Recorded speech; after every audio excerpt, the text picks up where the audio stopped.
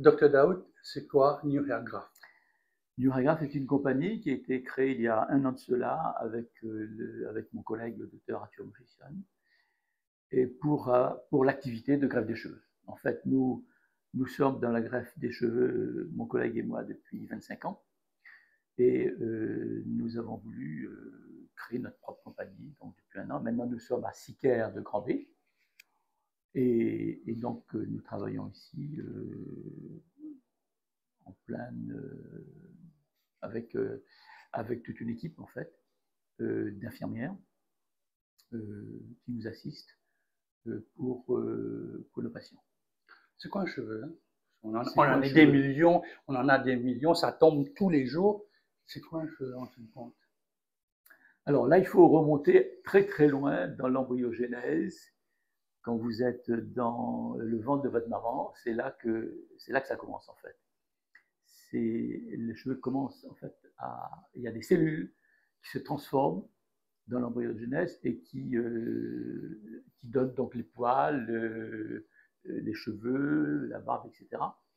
Et à la naissance, ça continue. C'est pour ça qu'on voit que c'est seulement à l'adolescence qu'on commence à avoir des poils sous les aisselles, au niveau du pubis. Donc c'est une évolution régulière et le cheveu a une vie, sa vie et sa meurt. Et à un moment donné, pour des raisons diverses, maladies, médicaments ou autre chose, ou même d'origine génétique, eh bien, il y a des cheveux qui ne poussent plus, qui ne fonctionnent plus, les follicules ne fonctionnent plus. Et à ce moment-là, qu'est-ce qu'on constate? On constate tout simplement une perte de cheveux, une chute de cheveux. Et aujourd'hui, donc, il y a la possibilité, alors évidemment pour les gens qui perdent beaucoup leurs cheveux, eh ben, ils deviennent chauves à un moment donné, d'accord? Mais il y a toujours, même chez les gens qui sont chauves, une couronne qu'on appelle une couronne hippocratique à l'arrière, et ces cheveux sont les follicules sont de nature différente. Et c'est pour cette raison que ça ne tombe pas à l'arrière. Et qu'est-ce qu'on fait? La technique de la greffe des cheveux, c'est de prendre des follicules à l'arrière qui sont sains et de les implanter là où il n'y a pas de cheveux. Et c'est comme ça donc ensuite les cheveux repoussent à vie. Donc la technique de la greffe des cheveux consiste tout simplement à éviter d'être chauve.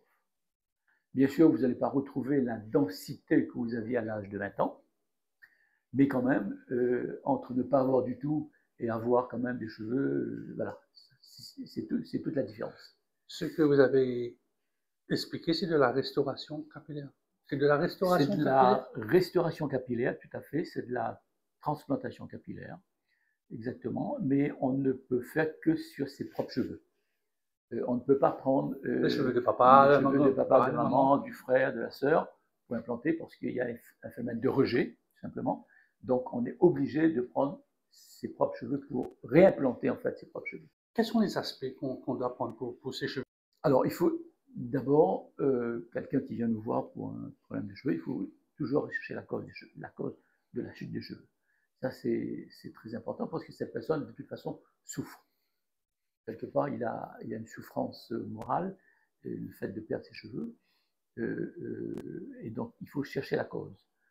Et parfois, il n'y a pas de cause précise, et souvent, donc, on pense à cela que c'est une calvitie due génétiquement à une perte des cheveux. Très souvent, on voit dans les mêmes familles des gens qui perdent leurs cheveux. Alors, le but, c'est quoi? C'est d'essayer de faire retrouver à cette personne qui a perdu sa confiance en elle, de retrouver cette confiance. Et cette confiance se retrouve par, tout simplement, de lui remettre des cheveux. Et là, la personne est transformée. Donc, ce n'est pas juste une transformation physique, c'est aussi aller donc à la recherche de la confiance en soi et du bien-être émotionnel. C'est ça aussi qui est important. Donc, si je ne comprends pas, il y a un avant, il y a plusieurs interventions dépendant il y a un avant, effectivement, et un après. Un avant, on peut souffrir, avoir une souffrance morale, on peut être démotivé, on n'est pas bien dans sa peau, on est parfois même dépressif. Il y a des gens qui sont dépressifs à cause de la perte de cheveux. Et l'après, eh bien, la personne retrouve, c'est un renouveau. Ils retrouvent leur envie, ils sont beaucoup moins discrets, beaucoup plus social. Ils remettent à faire du sport. Bref, vraiment, c'est un renouveau pour les gens qui ont retrouvé leur de cheveux. Et pourquoi, oui, vous l'avez expliqué lors de la conférence de presse pourquoi on a cette honte, là, vous nous avez expliqué un cas, je ne vais pas retourner dedans, c'est que on veut faire ça en petit comité, personne ne sait. Il faut essayer de démystifier cette honte de se faire opérer ou par une greffe des cheveux. Ça reste une activité médicale, mais esthétique. Il y a bien des gens qui se font refaire les visages, qui se font refaire les seins. Ils n'ont pas du tout honte de le dire et de le faire. La greffe des cheveux, effectivement, j'ai l'impression que les gens ont peur d'en parler parce que ça touche sa physionomie.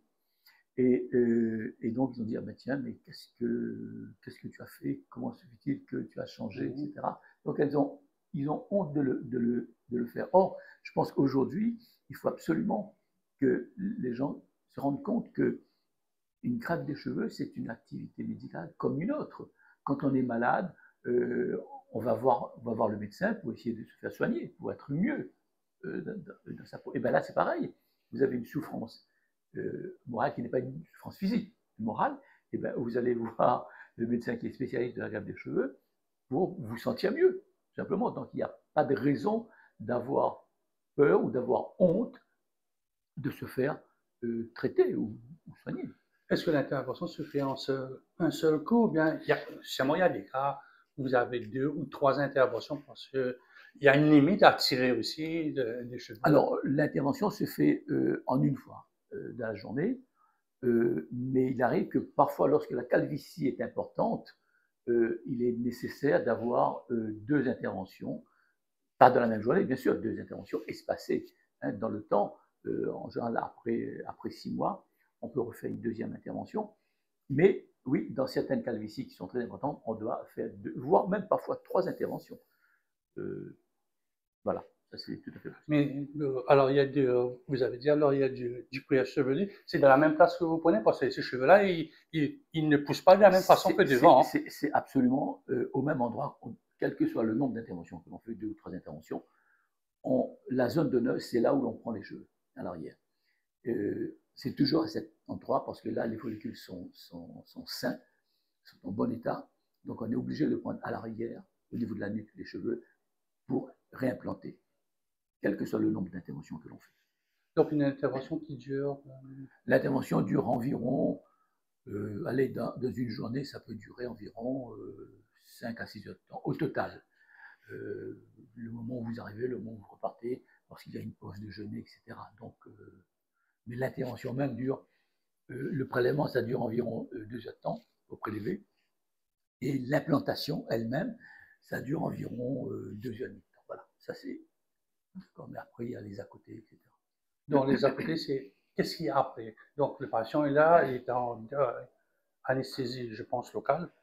Et où il va après? Il rentre chez lui? Est-ce que vous avez un service post-opératoire, comme on dit? Le patient arrive le matin, il a pris son petit déjeuner normalement. On commence l'intervention, on lui rase les cheveux à l'arrière. Anesthésie locale, donc il n'y a pas d'anesthésie générale, tout se fait sous anesthésie locale. Quand c'est terminé, le patient peut tout à fait repartir chez lui, il peut conduire sa voiture et repartir chez lui sans problème. Et l'intervention est indolore parce que c'est déjà anesthésié localement. Et même le soir, chez lui, il n'a aucune douleur. Par contre, il doit revenir le lendemain pour qu'on lui fasse son shampoing. Donc, il doit avoir le premier shampoing, c'est nous-mêmes qui le faisons. Et après, c'est lui qui fait le shampoing tous les jours pendant une dizaine de jours environ. Tous les jours pendant une dizaine de jours pour enlever les petites croûtes minuscules qui sont sur la tête au niveau des greffons. Donc, quand ça commence à pousser, qu'est-ce qu'il doit faire? Donc, il y a des personnes qui vont toucher les cheveux, ça commence à pousser. Il va regarder dans la glace, mais il va regarder, ça commence à pousser. Alors, il faut toucher avant, il ne faut pas toucher. Alors, il faut juste prendre la précaution pendant la première semaine, où il ne faut pas frotter au niveau des greffons. Mais après, les cheveux commencent à pousser à partir du 4e mois, 5e mois. Et à 6, 7, 8 mois, tous les cheveux ont poussé. Et c'est là que la personne commence à voir vraiment la différence de la transformation physique et inconsciemment la transformation psychologique. Facial aussi. Est-ce qu'il doit venir vous voir pour se couper les Alors, cheveux? Il veut dire, pas, non, vous avez le docteur un peu avant. alors, il n'y a pas de suivi particulier. Une fois la greffe faite, une fois le shampoing fait, la personne peut repartir. Par exemple, on a des étrangers qui viennent ici et qui repartent de ça chez eux. Donc, il n'y a pas vraiment de suivi particulier. Bien sûr, on est toujours en contact avec eux, mais il n'est pas nécessaire d'être présent pour pouvoir suivre. Il n'y a pas de suivi vraiment. Il faut juste attendre, il faut être patient que les cheveux repoussent, tout simplement, au bout de 6 mois. Donc, est-ce qu'il y a des soins particuliers qu'il faut prendre? Est-ce qu'il y a des médicaments qu'il faut prendre? Est-ce qu'il y a des crèmes, des huiles, Alors, quelque chose comme ça? Normalement, il n'est pas nécessaire de prendre quoi que ce soit après une greffe de cheveux. Parfois, on préconise une lotion topique qui s'appelle le minoxidil, qui permet de booster les follicules, mais ce n'est absolument pas nécessaire. Les follicules, de toute façon, qui ont été greffés, ils vont pousser. Normalement, ils vont produire des cheveux au bout de 6 mois. On peut faire du sport? Absolument. Sport, Absolument. en salle, dans la nature. Au bout d'une semaine de l'intervention, la personne peut faire du sport, n'importe quel sport, sauf la plongée sous-marine où il faut attendre 1 mois. Et la moto, ceux qui font la moto. Et le football également, il faut attendre 1 mois. Et la moto, oui, parce que lorsqu'on met le casque, il faut attendre quand même une dizaine de jours. Une dizaine de jours pour mettre le casque. Oui, oui. Et la teinture, est-ce qu'on peut... Alors, au bout de 6 mois, quand les cheveux ont poussé, vous pouvez colorer vos cheveux. Mais il faut savoir juste quand même que la teinture à la longue, quand on la pratique régulièrement, abîme les cheveux parce qu'il y a de l'ammoniac souvent dans les colorants et à la longue, ça abîme un peu les cheveux. Donc, alors, moi, je conseille pas trop les gens de colorer les cheveux parce que ça abîme la texture de toute façon et puis le produit chimique rentre à l'intérieur des follicules et ça abîme un peu les follicules. Est-ce que ces cheveux-là, qui sont à l'oreille, vieillissent à la même vitesse que la partie frontale? Parce que vous et moi, nous sommes un peu c'est l'époque. Est-ce que ces cheveux de derrière-là ne risquent pas de détonner, d'être un peu plus foncés devant et un petit peu plus clair à l'oreille? Alors, les cheveux greffés, à l'avant, mettons, si on le met devant, sont de la même texture, de la même couleur et de même durée de vie que les cheveux à l'arrière. La seule chose, c'est quoi? C'est qu'au lieu de pousser à l'arrière, il va pousser devant. Donc, s'il est programmé pour blanchir, eh ben, il va blanchir, tout simplement. S'il est programmé pour tomber éventuellement dans quelques temps, ben, il va tomber. Voilà, c'est pas tellement l'endroit qui compte, c'est le follicule. C'est ça qui compte. Est-ce qu'on peut dire, bon voilà, je passe un coup de pain, 70, 75 cheveux qui tombent dans la salle de bain ou bien en prenant son bain, il faut paniquer ou bien c'est normal? Quand je vois ma fille, je vais mettre ça sur ma vie personnelle, je vois ma fille quand elle quitte la salle de bain, j'ai l'impression qu'elle a quitté son crâne dans la salle de bain. Est-ce que papa doit être, inquiet? Le papa ne doit pas s'inquiéter et la fille non plus. Il est tout à fait normal que tous les jours, vous perdiez vos cheveux. Ça, c'est normal. Ça, c'est normal.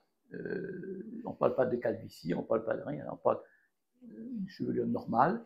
Tous les gens perdent leurs cheveux tous les jours. C'est normal, mais après, ça repousse. C'est pour ça donc on ne voit pas la distinction en fait.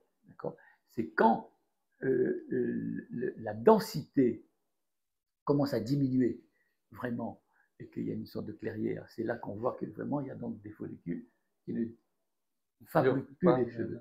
C'est là qu'on doit commencer à s'inquiéter. Mais normalement, oui, vous avez des cheveux qui tombent tous les jours, c'est tout à fait logique. À quel stade vous pouvez intervenir et à quel stade vous ne pouvez pas... Je vais venir dire, bon voilà, je suis là, j'ai un crâne qui rentre un petit peu pas aussi. Bon, voilà, sûrement vous allez me dire, non, pas besoin, c'est normal. Mais peut-être moi, dans mon moi intérieur, je ne me sens pas bien. Alors, d'abord, effectivement, tout dépend de la cause de la chute, mais une fois qu'on a déterminé la cause de la chute et que c'est une cause androgénétique, donc où il n'y a pas de traitement particulier, où il n'y a pas de maladie qui provoque la chute de cheveux, chacun décide de ce qu'il veut faire. Alors, soit effectivement, il commence à perdre un peu ses cheveux au niveau de la bordure qui le gêne beaucoup. Ben là, on peut effectivement redensifier, remettre les cheveux au niveau de la bordure. Donc, c'est chaque individu qui se sent mal à l'aise avec cette perte de cheveux. Et à ce moment-là, nous, on le conseille. Oui, non, là, c'est trop tôt pour faire la greffe parce que ça va abîmer les autres cheveux à côté, donc c'est pas la peine de faire. Vous avez suffisamment de cheveux pour l'instant. Ou alors, au contraire, là, effectivement, il est possible de faire une greffe de cheveux. Donc, on le conseille en fait. Quand vous conseillez, donc, il y a aussi, je pense, il y a l'aspect dermatologique, l'aspect psychologique aussi pour prendre. Donc, il ne vient pas le lendemain matin, il peut s'attendre sur votre table, il se fait repiquer les cheveux. Quelle est cette préparation qu'il faut qu'il fasse? Ce n'est pas du jour au lendemain, ça. Alors, d'abord, sur le plan médical même, il faut qu'il fasse une prise de sang de contrôle pour voir s'il n'y a pas d'anomalie particulière. On a besoin d'un certain nombre de paramètres de contrôle pour voir si tout est OK pour faire l'intervention. Mais après, c'est surtout lui qui décide s'il veut une intervention ou pas. À partir du moment où il a pris notre conseil médical, on lui dit oui, vous pouvez faire une greffe, on doit vous faire une greffe des cheveux pour retrouver de la densité. Après, c'est le patient qui décide, mais il peut se décider assez rapidement pour venir se faire greffer. En une semaine? Aujourd'hui, il fait la prise de sang, vous avez le résultat en une semaine? En une semaine, il peut venir faire la greffe des cheveux, bien sûr, absolument. Une fois qu'on a le résultat biologique de sa prise de sang, pour contrôler les paramètres, il peut tout à fait venir dans une semaine. Quel genre de maladies qui ne sont pas compatibles avec une greffe? Vous avez surtout des problèmes thyroïdiens. Les hormones thyroïdiennes, quand ça débalance, à ce moment-là, ça agit sur les cheveux et ça fait chuter les cheveux. Vous avez des maladies auto-immunes qui provoquent la chute des cheveux. Vous avez certains médicaments que vous prenez pour la tension, pour autre chose, qui peuvent provoquer une chute de cheveux, qui agissent sur les follicules. Je mets de côté la cause androgénétique, qui est quelque chose de naturel, quoi, je dirais presque. Après, vous avez des causes externes, des causes chimiques, parce qu'il y a des femmes, par exemple, qui lissent leurs cheveux, et là, ça abîme complètement leurs cheveux. Il y a des produits chimiques que l'on met également qui abîment les cheveux. Il y a les lissages chauffants. Enfin, voilà, donc il y a des causes externes, des causes internes, intrinsèques, et puis certaines maladies, comme je vous ai dit, qui peuvent provoquer la chute des cheveux. Donc il faut analyser tout ça pour savoir quelles sont les raisons et si effectivement on peut, le sujet est candidat à une greffe ou pas. Parce qu'il arrive parfois qu'on refuse une greffe des cheveux parce que ce n'est pas nécessaire.